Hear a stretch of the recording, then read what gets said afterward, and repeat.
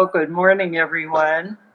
I'm Mary Jo Thorsheim, broadcasting from a corner of my dining room. Coming to you from their cozy home will be Rolf Berdahl and Carrie Vecchione, OboeBass.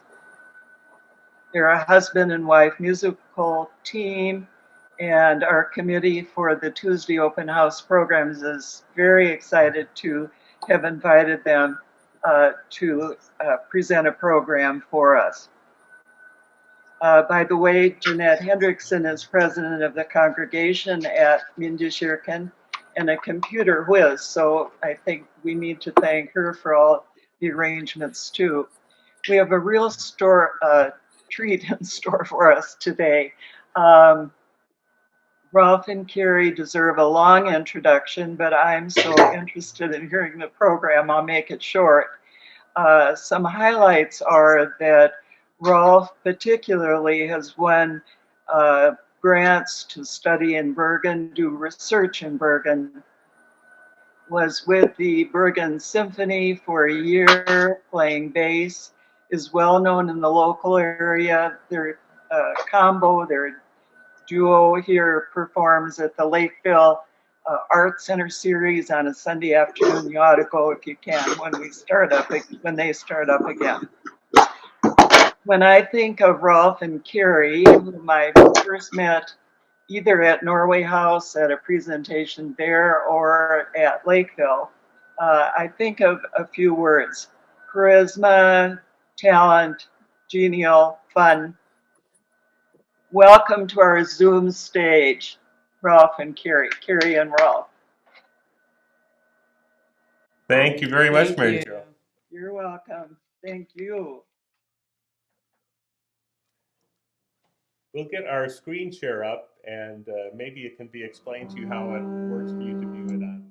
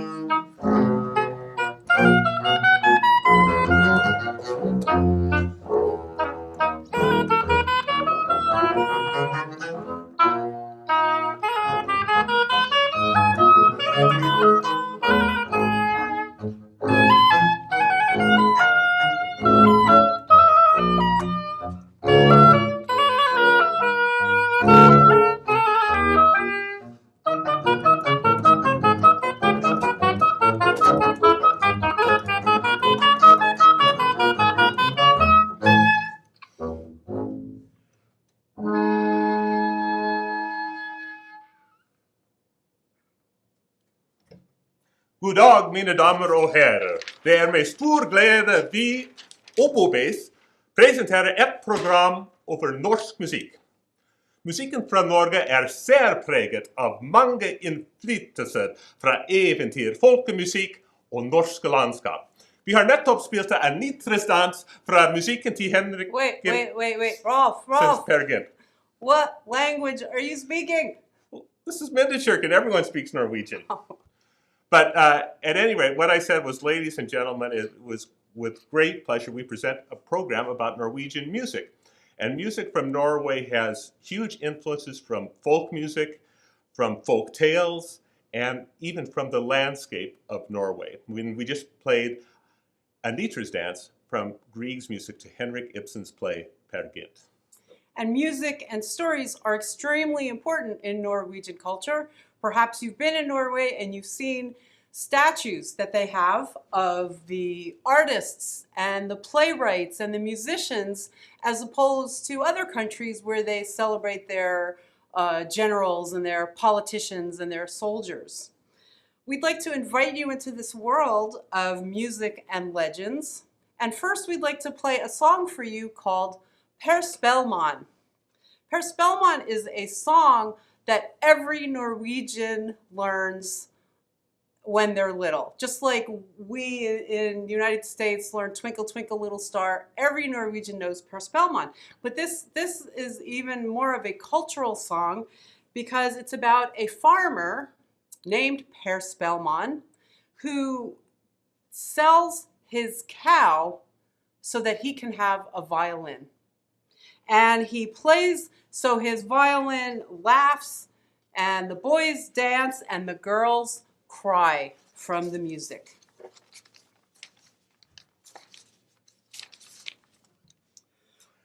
Per Spellman han hade ei ku. Per Spellman han hade ei ku. Han biter bort kua fikk dele igjen. Han biter bort kua fikk dele igjen. Du gamle gode fiolin, du fela mi. Du gamle gode fiolin, du fela mi. Now, seeing as this is presented by Minda Shirkin, we feel obligated to teach you who do not already know this how to sing the first verse in Norwegian. And it's really pretty easy because there are only 3 lines to the first verse, and they all repeat. So I'm going to sing and say the words and let you repeat, and we'll go line by line to learn this. So listen, here's the first line. Per Spellman han hade. Now everyone at home sing out loud. Per Spellman han hade ei eneste ku. Your turn. Ei eneste ku. Now let's all sing the whole line. Per Spellman han hade ei eneste ku. And that means Per Spellman, or Per the Fiddler, he had just one cow. Second line. Han biter bort kua. Your turn. Han biter bort kua. Fikk fele igjen. Fikk fele igjen. Now let's all sing the whole line. Han biter bort kua. Fikk fele igjen. Now the last line. Du gamle gode fiolin, du. So now your turn. Du gamle gode fiolin, du fela mi. Your turn. Du fela mi. Whole last line. Du gamle gode fiolin, du fela mi. Now we're ready to sing the whole song, okay? Here we go. Per Spellman han hade ei eneste ku. Per Spellman han hade ei eneste ku. Han biter bort kua, fikk fele igjen. Han biter bort kua, fikk fele igjen. Du gamle gode fiolin, du fela mi. Du gamle gode fiolin, du fela mi. And Per goes on to tell the moral of the story, which is, even if he got as old as the stones under the bridge, the moss on the trees, or the crust on the porridge, he would never trade his fiddle away again for a cow. And this kind of underscores how important the arts are to Norwegians. They'd rather have fiddling than something they can make a living with like a cow. It's critical to their national ethos. And Edvard Grieg, the probably most famous Norwegian composer, also was enchanted by Norwegian fiddle melodies. He rarely ever note for note transcribed a melody in his music, but he used the harmonies and the motives and the rhythms to characterize his style of music. One of his favorite dance styles was one called the halling. And the halling is not a dance for boys to dance with girls. It's a dance for boys to dance in competition against other boys to show off to the girls. And it starts kicking low. You kick higher and higher until you kick the hat off the fellow standing across from you. Nowadays, they usually put the hat on the end of a broom, as you see in the illustration, and they don't have as many concussions as they used to have while performing this dance. So we're going to play Edvard Grieg's halling. This is his Norwegian dance, and originally written for piano 4 hands.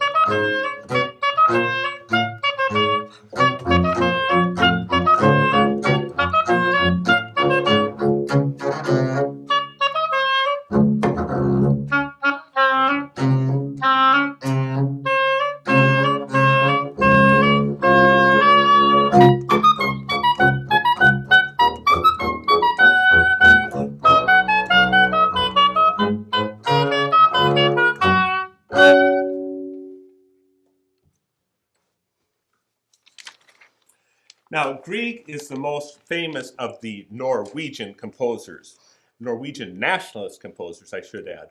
There was another Norwegian who is, if anything, was more an ardent nationalist than Edvard Grieg was, and his name was Rikard Nordraak. And Rikard Nordraak and Edvard Grieg became best friends and really supported each other and egged one another on to create this new, unique music based on Norwegian folk idioms. Now, Rikard Nordraak today is best known for just one song. And that song is something that you have all heard if you are fans of the Winter Olympics, because they play it every time Norway wins a gold medal. It is the Norwegian national anthem, Ja, vi elsker dette landet. So now we would like to all sing this. So if you want, in your rooms, rise as you are able, stare at the flag, and join me in singing the Norwegian national anthem. Ja, vi elsker dette landet som det stiger frem. For et verbet over vannet med de 1000 hjem. Elsker, elsker deg og tenker på vår far og mor. Og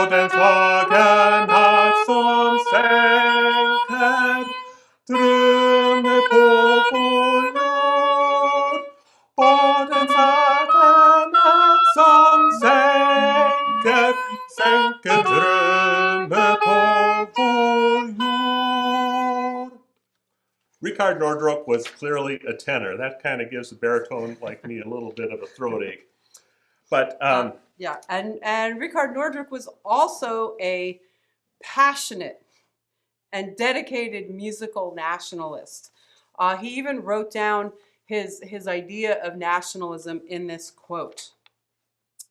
They talk of carrying rocks to Norway, but we have enough rock. Let us simply use what we have.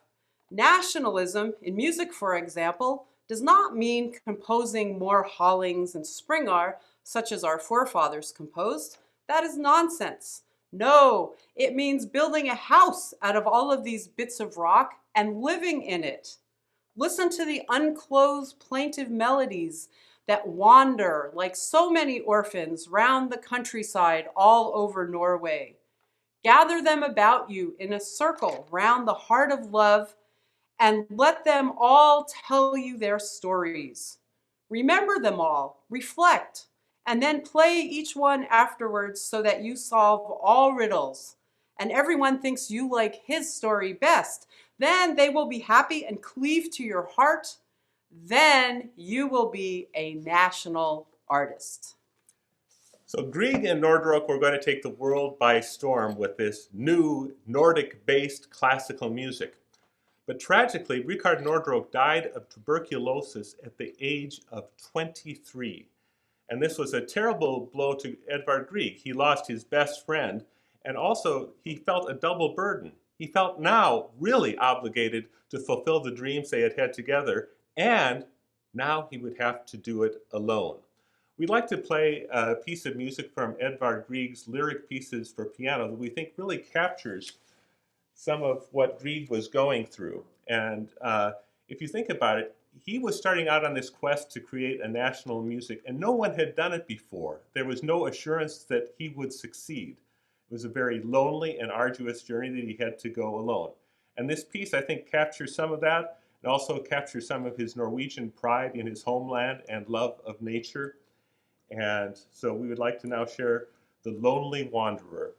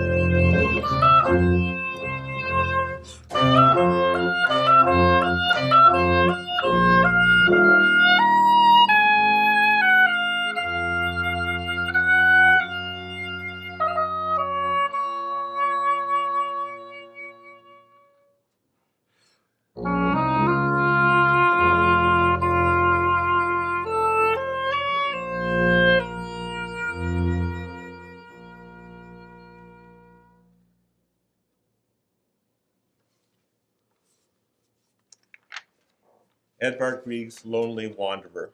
We'd now like to share with you a little story that I wrote, and it is called Edvard Grieg's Music of the Mountains. And I kind of wrote it as a kid's story. We love those because they really give you a way you can encapsulate a lot of information in a short period of time. But before I get to the story, I'd like to tell you 4 things to remember about Edvard Grieg. First and foremost, as you see in that picture of all the flags on Karls Johansgate in Oslo on 17. Mai, Norwegians are very patriotic. And Edvard Grieg was a nationalist composer. Nationalism was one of the leading trends of 19th century classical music. But Edvard Grieg was really one of the pioneers. And from his example, other composers like Dvorak and Smetana and the Russian nationalists took heart and based their music on their own folk traditions. So nationalism is one of Grieg's greatest contributions to music history. The second thing about Edvard Grieg is he was superstitious. You see that little frog there? That is a stone frog. And Edvard Grieg had this little frog, and he'd have it in his pocket backstage before a concert, and he'd kind of rub it when he came out just to give himself a little courage and stride out on stage and conduct or play piano or whatever he was going to do. He was also superstitious about things like numbers, and particularly about notes of music. For instance, if he ever heard the note G, that means Grieg, he would take that to be something that he was supposed to pay a special attention to. He would actually sign his letters with the music staff with the two notes E and G for Edvard Grieg. So he attached a lot of significance to the sounds he heard around him. The third thing about Edvard Grieg is he was really short. You see in that picture, I am standing next to a statue of Edvard Grieg. This is a life-size statue of Edvard Grieg outside his home, Trollhaugen, just outside of Bergen. Edvard Grieg never grew taller than 5 feet. And he, I think, developed a little bit of a Napoleon complex from this. Nobody was going to look down on Edvard Grieg, and he was going to accomplish great things in the world. It made him kind of a feisty and determined character, and really had some bearing on what kind of music he wrote and how proudly he defended what he was trying to do. The third thing about, let's say we're up to the fourth thing about Edvard Grieg is he loved nature. That house you see is Edvard Grieg's boyhood home, and it sits at the foot of Ulriken, the tallest of the 7 mountains surrounding Bergen. So Edvard Grieg could just go out into his backyard and wander for hours, and hiking in the mountains remained his favorite vacation throughout his life. And again, it's time to learn a little Norwegian. The expression "Jeg må til fjells" means I must go to the mountains. But now it's time for you to learn that expression. So repeat after me. Jeg må til fjells. fjells. Jeg må til fjells. Jeg må til fjells. That will come up again and again in the story. So here's Edvard Grieg's Music of the Mountains.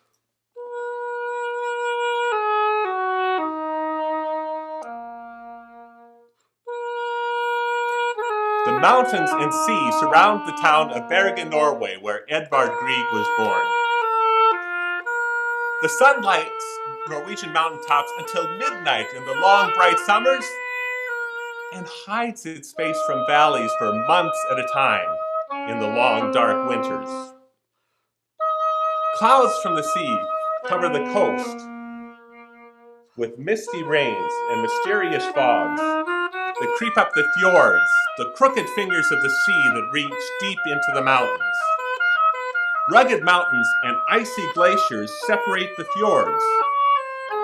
People living in each remote valley come up with their own unique ways of dressing, of speaking, of making music. What makes them all Norwegian is the struggle to make a living between the harsh mountains and the sea, and the stories, myths, and music they share, inspired by the magnificent, mysterious mountains. The mountains and rains of Bergen shape the character of its inhabitants. Bergen is known as Byen med paraplyen, or the city with all the umbrellas. Edvard Grieg was a typical Bergenser because he was independent, stubborn, proud, and unique. He loved hiking the 7 mountains surrounding his town. Jeg må til fjells, he would often say as he left to wander for hours in the mountains. Music filled Edvard's head as he grew up, as he wandered in the mountains, and when he poked around in Fisketorget, Norway's busy, noisy, smelly fish market. He would eat oysters and shrimp fresh off the boat, or make faces at the monkfish that looked like a sea monster. Years later, he would often tell his friends that he was convinced that his music still contained the smell of codfish. Edvard grew into a wonderful musician, but his parents worried whether he would be able to make a living performing and composing music. So they invited the most famous musician in all Norway to come to their house and assess Edvard's chances. Uli Bull galloped up on his splendid black stallion, leapt off and strode into the living room. Edvard rubbed his lucky frog, put it in his pocket, sat down and played his music for Uli Bull.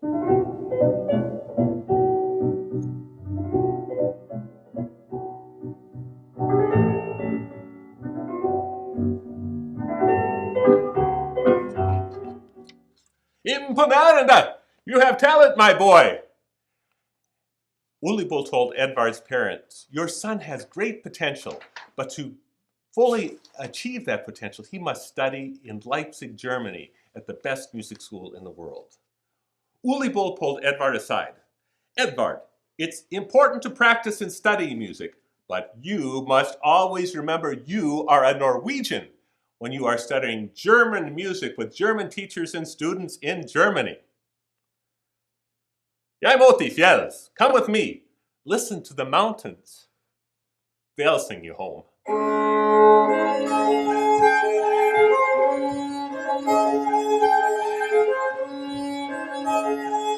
Uli Bull took Edvard to a mountain cave by the sea and played Norwegian folk music and fiddle tunes until it seemed like the rocks themselves or the creatures that were supposed to live in the mountains were making the music. Edvard promised himself one day he would make music with the magic of the mountains in it too.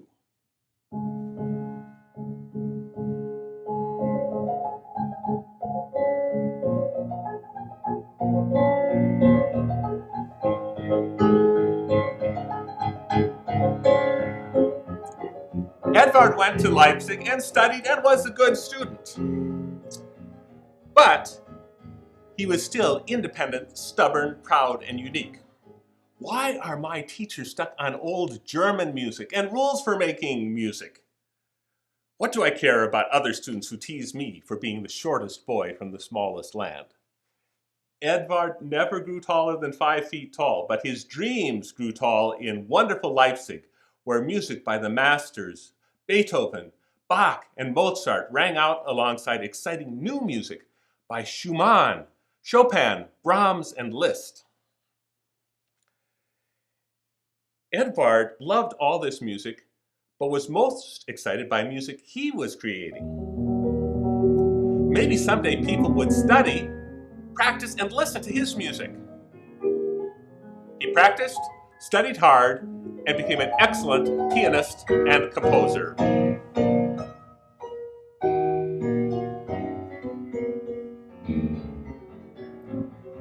After his student years in Leipzig, Edvard went to Copenhagen in the very flat land of Denmark.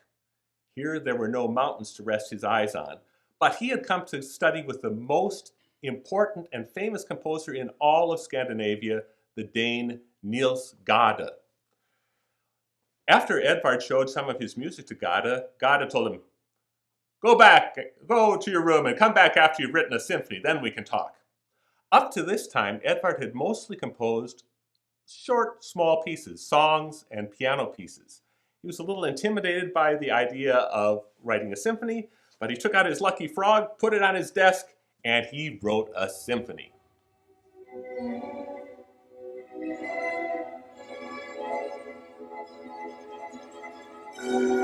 It was a nice enough piece, but it did not satisfy Edvard. To him, this sounded more like a copy of some old German music and not something new and original from a Norwegian. Edvard preferred his sonata for violin and piano that echoes with Ole Bull's fiddle playing from the cave by the sea.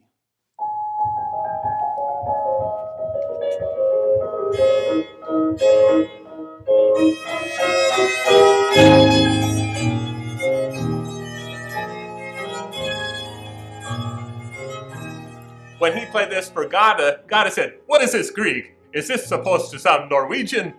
And Edvard said, "Yes. And the next piece I write will be even worse."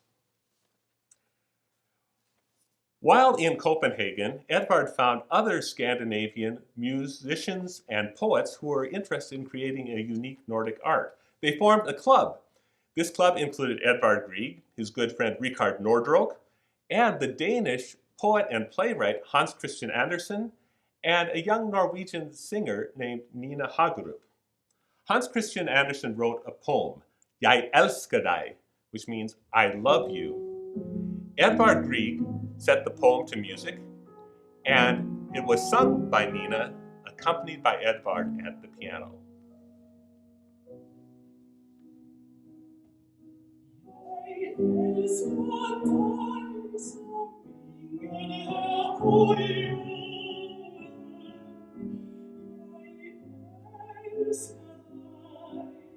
Edvard loved Nina's voice. She inspired him to write songs to fit it.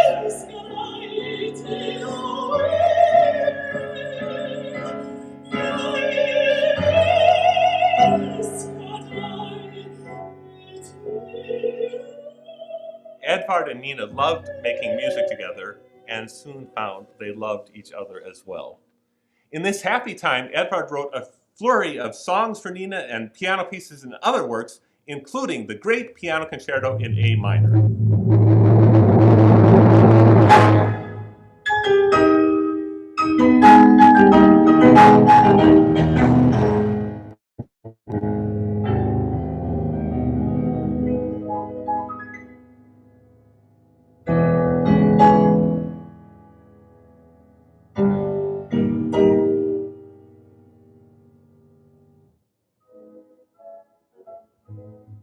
Soon, Edvard and Nina married, but the mountains still called to them both.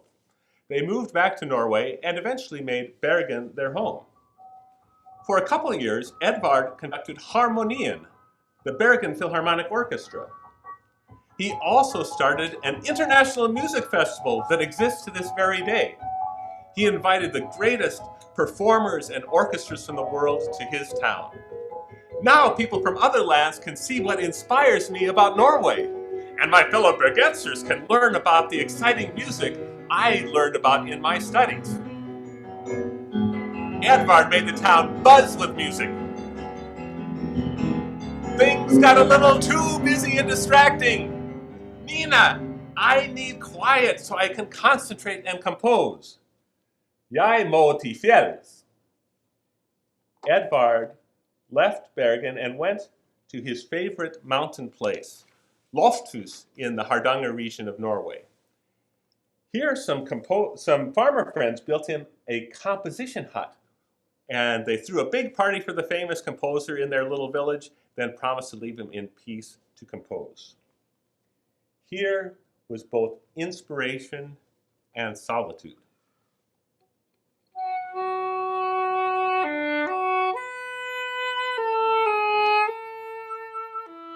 Edvard could hear, see, and feel the power of nature. Nowhere in the world are changes of season more dramatic than in Norway. Winter is dark and long.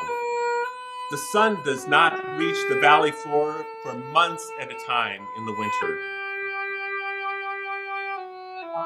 Spring and summer are warm, bright, and bursting with life. It's something that's almost impossible to comprehend unless you live through it, or maybe hear it in the music. Edvard Grieg wrote this song, Last Spring, about an old man who hopes to live long enough to see one last spring break winter's long, hard grip on the mountains. Edvard's music captures the sound of ice melting from glaciers as sun and warmth return. Here, in the heart of the mountains, Edvard wrote some of his best music.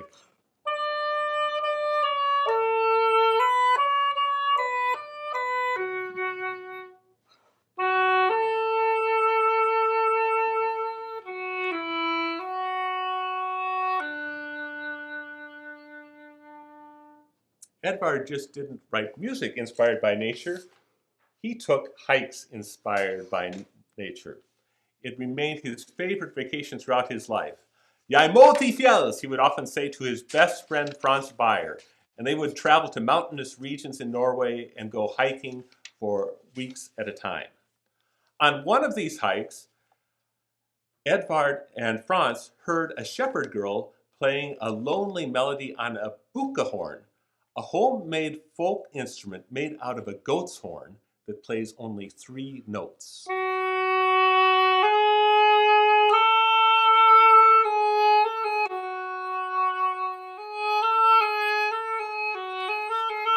The horn call ended on the note G. Grieg's initial. Franz and Edvard looked at each other with tears in their eyes, for they felt they had heard the mysterious sound of nature crying out to them from the mountains. Edvard composed many pieces about nature, about beautiful sunrises, autumn storms, the call of birds, tall mountains, and boats rocking on water. He also wrote music about the mysterious creatures who are supposed to live in the mountains. Edvard told his friend Franz, I just wrote a piece about the Mountain King, the troll under the mountain, that I can hardly bear to listen to. It absolutely reeks of cow pies, Norwegians too proud of themselves, and the twisted thoughts of trolls. Edvard Grieg's fame grew. People all over the world loved, listened to, and performed his music. There was something in this music that took audiences away to Norway, the land of the mountains and the midnight sun. Audiences especially wanted to hear Edvard and Nina to perform together. The Griegs traveled and performed throughout Europe, but still felt most at home in Bergen. After long, hard concert tours, they would look at each other and know the other was thinking, Jeg må til fjells. They built a home called Trollhaugen, or Hill of the Trolls, next door to their friend Franz. Built a composition hut overlooking the sea and the mountains, and Edvard lived out his independent, stubborn, proud, unique path, bringing his music of the mountains to the world. Listen to the mountains.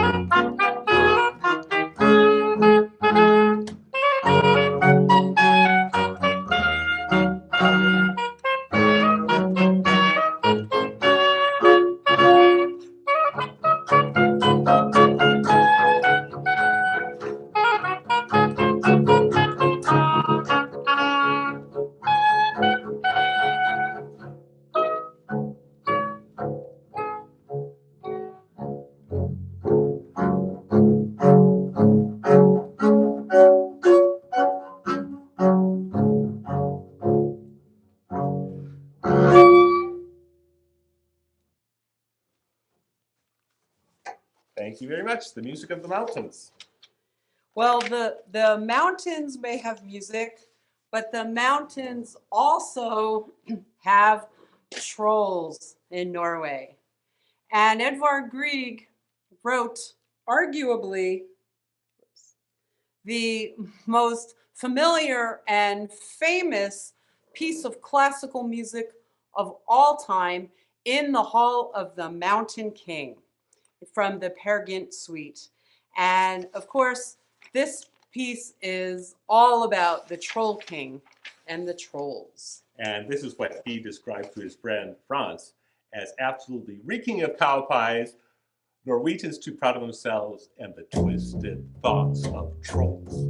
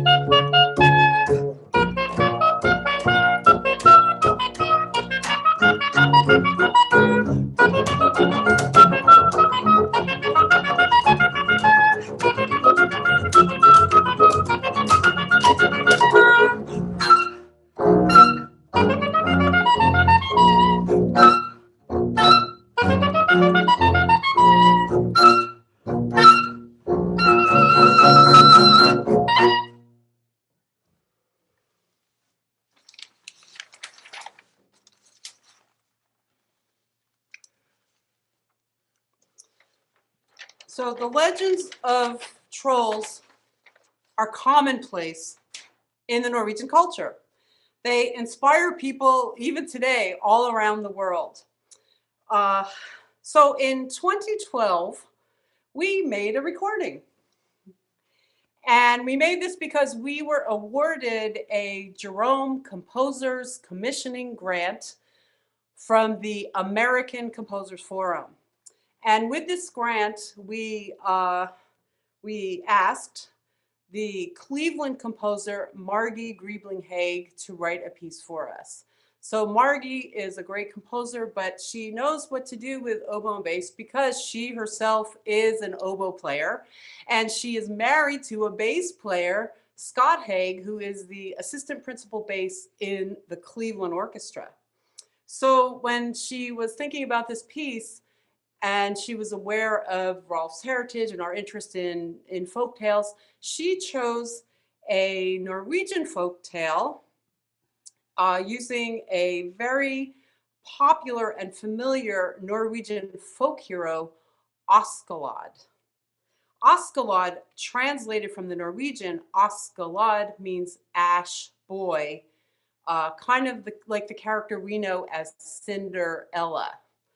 And there are many, many Askeladd stories in Norway where he gets into many adventures, but pretty much every one has him getting into some kind of fix where you think he's just not going to get out of it. But through his wits or through circumstance, he gets by. And many of these stories involve trolls.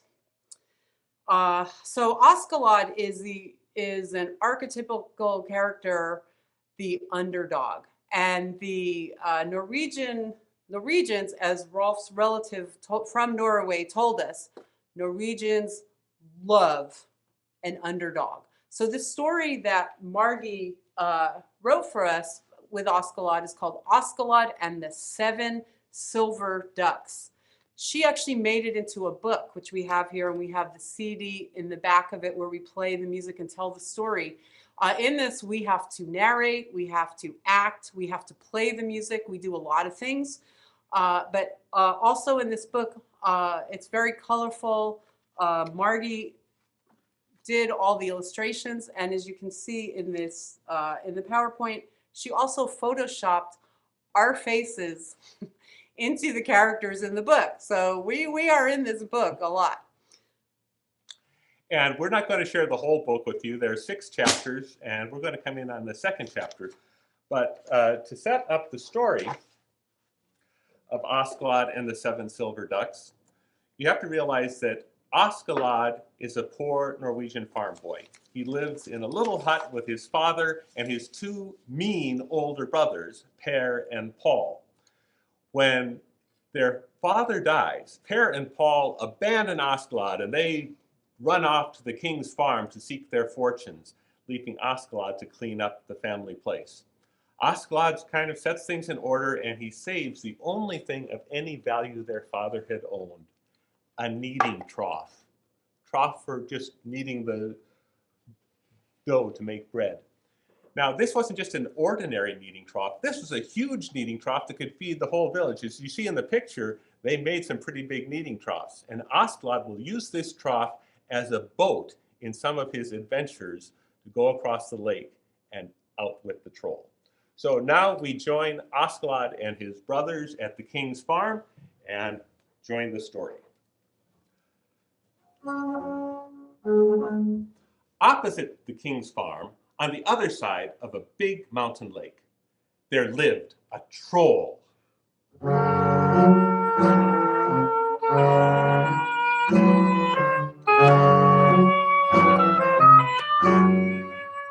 He had not 1, not 2, but 7 silver ducks.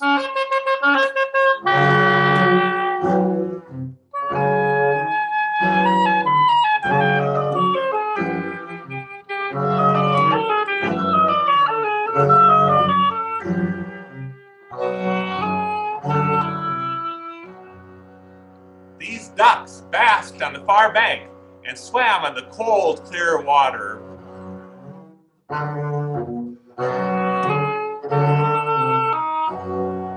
And although they were really quite lovely, they splashed and squabbled, all careless of their surroundings, like all good ducks do.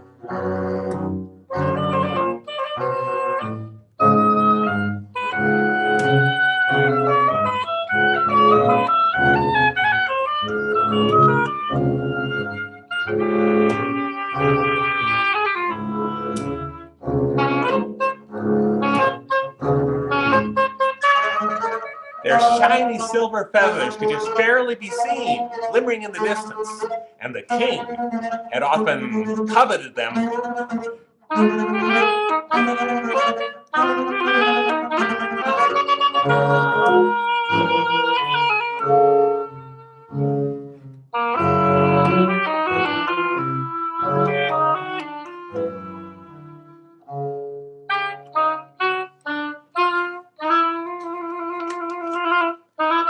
One day, Per told a fib to the stable groom. He said that his little brother Askeladd had boasted he could easily get those 7 silver ducks for the king. And gossip travels quickly, and soon the king summoned Askeladd.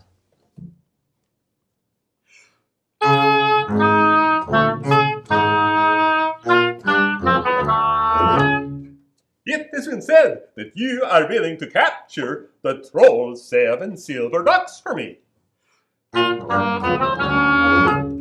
Siren, the idea never entered my mind.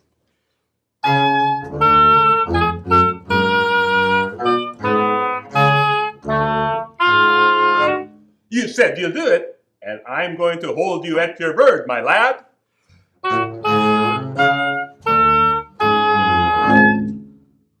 Oofta. Well, if I must, please let me have a 1/4 bushel of rye and a 1/4 bushel of wheat. So Askeladd stored the grain in the kneading trough, which he had so wisely brought from home, and in this he rowed across the lake.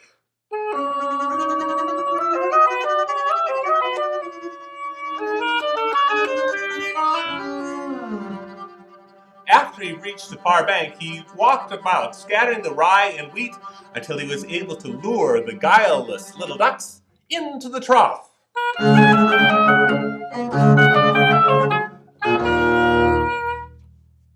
One, beep, two, quack, three, squeep, four,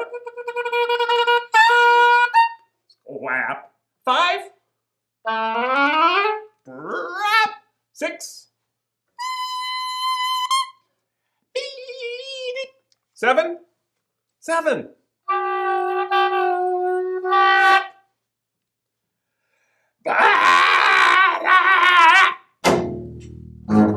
and so Askeladd rode away as fast as he could.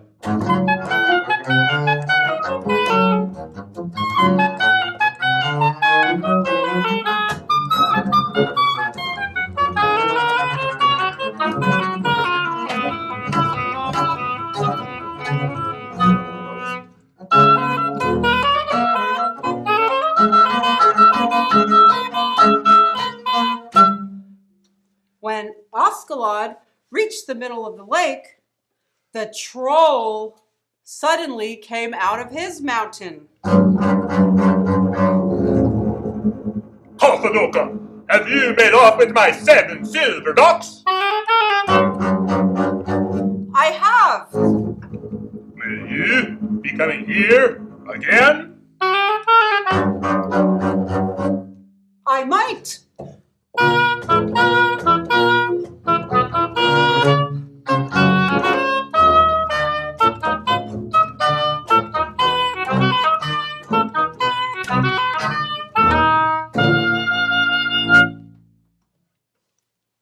To be continued. Sorry to leave you hanging there.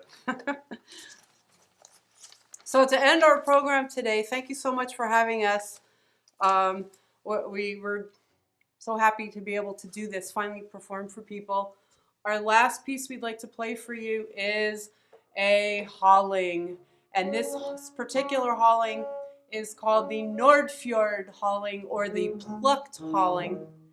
And you'll see Rolf is doing a bit of gymnastics on the bass here. Let's take the tuning quick here.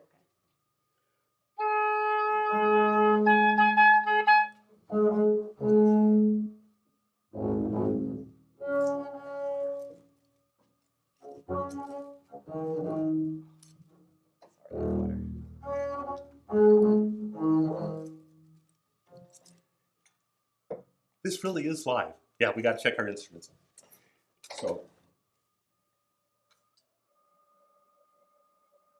And this is a special piece to me because this was actually written to commemorate my dad and his twin brother Lowell's birthday. And they're coming up now on their 90th birthday. This was for their 80th birthday celebration. And it was part of a piece called Torden og Lyn, which means thunder and lightning, which that was the twins' nickname. Wherever one was going to strike, the other would soon follow afterwards. But so we're thrilled to be able to celebrate in a few weeks my dad, Arlen, and his twin brother, Lowell's birthday, the 90th birthday, and this is the music commemorating their 80th.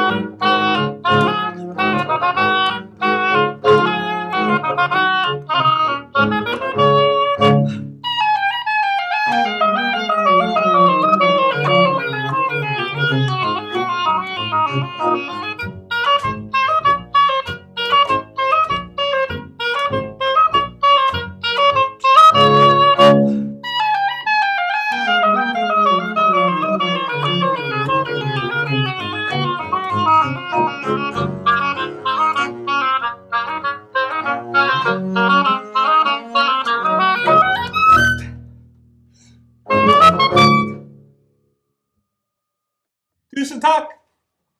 Great pleasure to play and share these stories with you.